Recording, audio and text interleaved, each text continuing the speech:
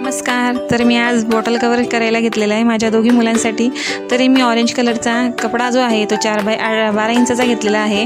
त्याला नाडा घालण्यासाठी मी अशी फोल्ड करून शिलाई करून घेतली आणि जो ब्लू कलरचा आहे तो मी 8x12 इंचाचा घेतला आहे. दोघींनाही मी जॉईंट करून घेतलं आणि नाडाही घालून घेतला आणि बेल्ट तयार करण्यासाठी ब्लू रंगाचा बेल्टही तयार केला.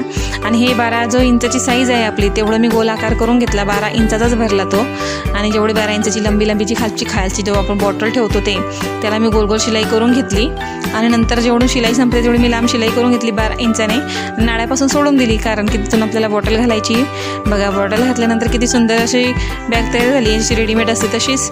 आणि मी हे मार्किंग करते कारण आपल्याला तिथे बेल्ट लावायचा आहे म्हणून ते मार्किंग करून घेते.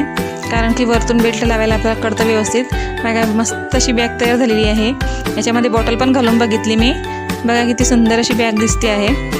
आणि मी अशा 2 बॅगा शिवलेल्या आहे माझ्या मोठ्या मुलाला आणि लहान्या मुलांना.